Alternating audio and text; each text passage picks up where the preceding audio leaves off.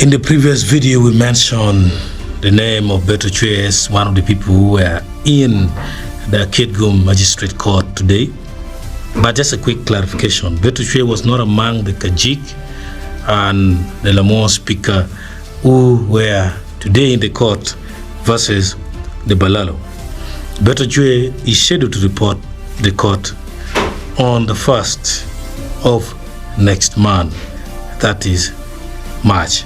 Now, this is something which is just a little thing to clarify on the previous video.